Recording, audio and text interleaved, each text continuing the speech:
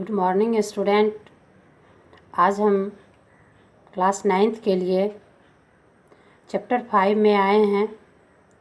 कृतिका की एक कहानी है, आखिर। किस तरह आखिरकार मैं हिंदी में आया। शीर्षक से ही आप अवगत हो गए कि किस तरह आखिरकार मैं हिंदी में आया। जिसके लेखक हैं शमशेर बहादुर सिंह। शमशेर आलम का जन्म 1911 में देहरादून में हुआ था और उनकी मृत्यु 1993 में हुई थी। उनकी उच्च शिक्षा तथा प्रारंभिक शिक्षा के बारे में लिखा है कि उनकी प्रारंभिक शिक्षा देहरादून में हुई और उच्च शिक्षा इलाहाबाद विश्वविद्यालय में हुई और उन्होंने जो कला की शिक्षा पाया वह उकील बंधुओं से पाया था। शमशेर बहादुर अपने जीवन परिचय में यह लिखे हैं कि उन्होंने अपने जीवन में अनेकों कष्ट का सामना करते हुए किस तरह वो हिंदी से आ मिले, यह कहानी में यही बताया गया है। तो देखें, आज जिस व्यक्ति में कार्य करने की जज्बा होती है वह कितनी मुश्किलों को कितने आसानी से हल कर लेते हैं। उन्होंने लिखा है कि एक बार की बात है कि घर में जब मैं बीए की परीक्षा पास कर लिया तो मुझे पढ़ाई में खर्च देने के लिए लोगों ने प्रत्यक्ष या अप्रत्यक्ष रूप से इनकार करने लगे। मुझे लगा कि अब मैं अपनी शिक्षा को यहीं छोड़ दूंगा। कारण यह भी था कि उस समय उनकी पत्नी का देहांत हो चुका था। वह बहुत मायूस बनकर इधर उधर समय काट रहे थे। उनके भाई से शायद एक दिन थोड़ी सी नोक-झोंक हुई और वह घर छोड़ने के लिए तैयार हो गए। उस समय उनके पास मात्र कुछ कम पैसे थे, जो कि दिल्ली जाना भी उनके लिए मुश्किल था। लेकिन वे उस बस में चढ़ गए जो दिल्ली जाने के लिए सबसे पहले वहाँ से खुल रही थी। वे बस में तो बैठ गए, लेकिन उन्हें यह भी नहीं पता था कि आखिर मैं दिल्ली में कहाँ जाऊँगा, कहाँ रहूँगा और किस विश्वविद्यालय में अपना नामांकन कराऊँगा या क्या करूँगा, ये भी उन्हें पता नहीं था। उनका मन यह कबूल कर लिया था कि मुझे जो काम मिलेगा मैं वही कर लूँगा। अपनी ज़िंदगी से हार मान चुके थे। खासकर वो शिक्षा के नाम पर यह सोचते थे कि अब मैं यहीं रह जाऊंगा। संयोग की बात, जब वह दिल्ली पहुँचे तो एक पेंटर के रूप में उन्होंने कार्य करने के लिए शुरुआत किया। जब वह बोर्ड में कुछ पेंट करते थे, कुछ लिखते थे, तो उन्हें जो कुछ पैसे आ जाते थे, उनके भाई तेज बहादुर ने उसके सहयोग के लिए कुछ से कुछ कभी कभी पैसे भी भेज दिया करते थे। उन्होंने अपना नामांकन एक कला विश्वविद्यालय में लिया। जब वह विश्वविद्यालय में दाखिल हो गए तो उन्हें लगा कि अब मैं कला का अध्ययन करने में ही अपनी ज़िंदगी को व्यतीत कर लूँगा। उन्हें लगा ऐसा कि अब मेरी यह अंतिम पड़ाव होगी। लेकिन कार्य करने की उनमें अदम्य साहस थी।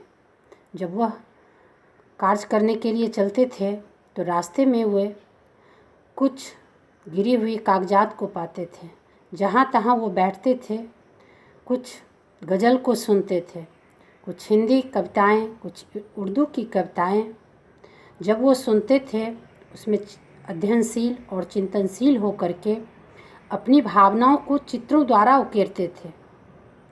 इतने गहनशील चिंतन करने के बाद उनकी कला का जो प्रदर्शन हुआ वह बहुत सराहनीय रहा। संयोगवश उनके रूम में, उनके कमरे में एक महाराष्ट्रियन आके रहने लगे। हालांकि उसका व्यवहार इन्हें अच्छा नहीं लगता था, लेकिन खुलकर उसका यह विरोध भी नहीं कर पाते थे।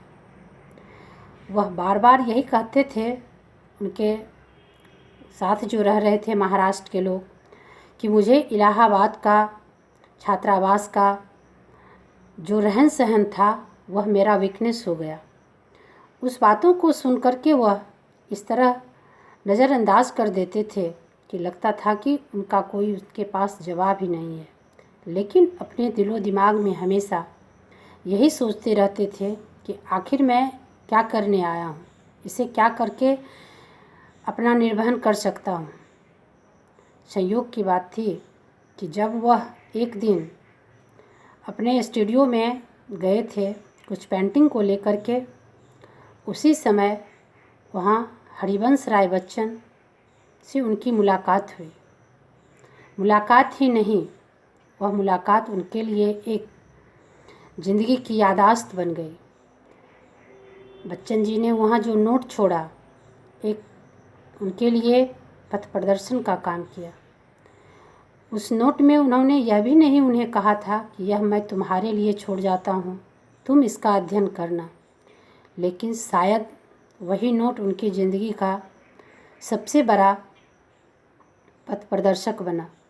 इतनी गहराई में इतने चिंतनशील हो गए कि जो व्यक्ति उर्दू और अंग्रेज़ी की कविताओं को लिख करके पढ़ करके इतने आनंदित होते थे, वह एकाएक हिंदी में किस प्रकार जुड़ गए। बच्चन का एक नोट उनके लिए हिंदी के लिए एक माध्यम बन गया। वह पढ़ करके उन्होंने इतनी बड़ी बड़ी रचनाएं की हैं। वे सिर्फ काव्य के ही कवि नहीं बने, वे काव्य की रचना ही नहीं किए, यहाँ तक कि उन्होंने गद्य में भी इतना अपना नाम संसार के सामने रखा। अनूठे गद्य के लेखक भी थे वे। दो आग, प्लाट का मोर्चा उनका सबसे प्रमुख रचना है, तथा उनने कविताओं में जो अपना नाम कमाया है उसका शीर्षक है काल तुझसे होर है मेरी। यह कविता, यह रचनाएं उन्हें काफ़ी सम्मान दिलाया।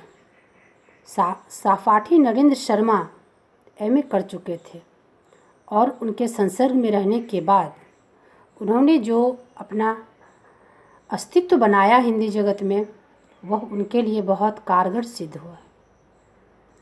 यह कहानी बहुत लंबी है। आज लेखक परिचय के माध्यम से आपको यह सिर्फ बताया जा रहा है कि लोग अगर अपने दिलो दिमाग में किसी बात को जब जोड़ लेते हैं, जब उसको स्थान देते हैं, तो उसकी गहराई में डूबने के बाद उन्हें जो प्रतिफल मिलता है वह इस कहानी के माध्यम से आपको सीख मिलेगी। जैसा कि यह पहले ही बता चुकी हूँ कि वह अपने ज़िंदगी में शिक्षा से निराश हो चुके थे, क्योंकि उनके सामने बहुत सारी परिस्थितियाँ थी, आर्थिक और मानसिक। एक तो वह आर्थिक रूप से टूटे हुए थे, क्योंकि उन्हें परिवार से अर्थ के मामले में कोई सहयोग नहीं मिल रहा था। मानसिक स्थिति, उस उम्र में उनकी पत्नी ने उनका साथ छोड़ दिया था। उनकी पत्नी को टीबी हुआ था, जिसका इलाज करने में वो सक्षम नहीं हो पाए। इस दर्द को सहते हुए उन्होंने कहाँ तक शिक्षा जगत में अपना नाम कमाया, इस कहानी के माध्यम से आपको पता चलेगा। तो यह कहानी लिखने का अर्थ यह है कि व्यक्ति के लिए जो परिस्थिति होती है, जो समस्याएं होती है, हर लोगों के साथ होती है, लेकिन जो व्यक्ति अपनी समस्या को छोड़कर अपनी परिस्थिति से समझौता कर आगे बढ़ते हैं, दुनिया उसको याद करती है। जिस तरह शमशेर बहादुर सिंह ने अपनी ज़िंदगी में हर मुसीबतों को झेलकर समाज के सामने जो रचना किया, जो समाज को दिया, वह समाज उन्हें चिरंतन याद रखेगा। कोई भी लेखक या कवि जब अपनी लेखनी को समाज के लिए समर्पित करता है तो यह समझना होता है कि उसने अपना जीवन समाज के प्रति न्यौछावर किया है, समाज को सीख दिया है, उसने अपने व्यक्तिगत स्वार्थ को छोड़ा है। लेखनी का मतलब यह नहीं होता है सिर्फ पैसा कमाना। उन्होंने समाज के हर वर्ग को तहकीकात करते हैं। हमारे समाज में जो घटनाएं होती है उन पे उनका कितना गहरा चिंतन होता है, तब उनकी लेखनी के द्वारा फिर से रचित होकर समाज के सामने आता है। तो चिंतनशील व्यक्ति ही किसी चीज़ों का अध्ययन करके समाज को कुछ दे सकते हैं, चाहे वह विज्ञान का क्षेत्र हो या साहित्य का क्षेत्र हो या इतिहास का क्षेत्र हो। बिना चिंतन को संजोगे हुए कुछ समाज को हम दे नहीं सकते हैं। इसलिए हम अपने कार्य में जो भी बाधाएं आती है, जो भी परिस्थितियां आती है, उससे समझौता करना सीखें। अगर ज़िंदगी में हासिल करना है कोई चीज़ तो हमें समझौता तो करना ही होगा। आज की वीडियो में इतना बताया गया है। कहानी लंबी है, इसलिए शेष भागों को अलग अलग वीडियो में दी जाएगी। धन्यवाद।